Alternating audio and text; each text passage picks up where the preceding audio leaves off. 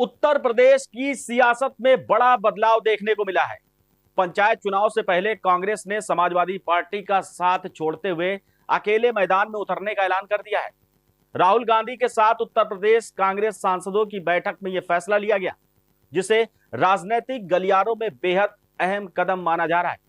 कांग्रेस का कहना है कि पंचायत चुनाव वो स्वतंत्र रूप से लड़ेगी और विधानसभा स्तर तक संगठन को मजबूत करने का काम करेगी। इस फैसले का असर आगे 2027 के विधानसभा चुनाव तक दिख सकता है।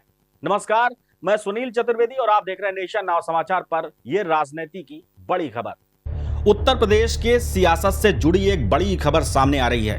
पंचायत चुनाव से पहले कांग्रेस ने सपा का साथ छोड़ दिया है और ये चुनाव अकेले लड़ने का फैसला किया है। यूपी कांग्रेस सांसदों की राहुल गांधी के साथ हुई बैठक में यह फैसला लिया गया है। बैठक के बाद यूपी कांग्रेस प्रभारी अविनाश पांडे ने बताया कि आने वाले पंचायत चुनाव में पार्टी स्वतंत्र रूप से लड़ेगी।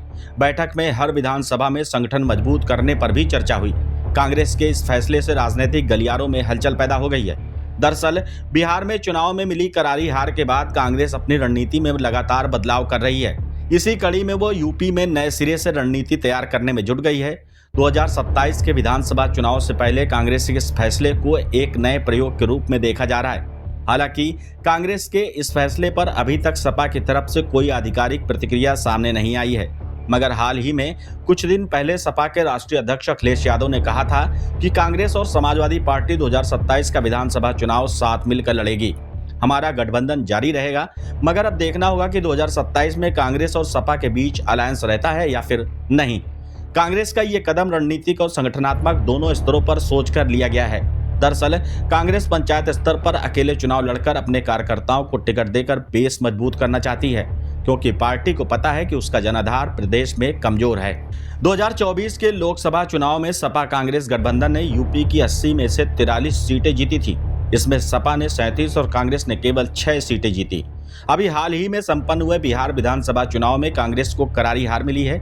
यहाँ भी कांग्रेस राष्ट्रीय जनता दल के साथ गठबंधन में लड़ी थी। 61 सीटों पर चुनाव लड़ने वाली कांग्रेस को महज 6 सीटें मिली।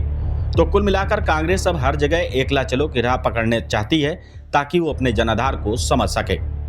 कांग्रेस के इस कदम ने यूपी की राजनीति में नई हलचल पैदा कर दी है। सवाल यह भी है कि क्या यह फैसला 2027 के लिए नई रणनीति का हिस्सा है या सपा कांग्रेस गठबंधन में बढ़ती दूरी का संकेत है। हालांकि सपा की ओर से अभी तक कोई आधिकारिक प्रतिक्रिया नहीं आई है, लेकिन हालिया बयानों से संकेत मिल रहे थे कि दोनों दल भविष्य में साथ रहेंगे। अब देखने वाली बात यह होगी कि पंचायत चुनाव के परिणाम कांग्रेस की इस एकला चलो नीति को कितना मजबूती देते हैं और आगे 2027 की राजनीति किस दिशा में जाती है। बने रहिए हमारे साथ और देखते रहिए नेशन नाउ समाचार।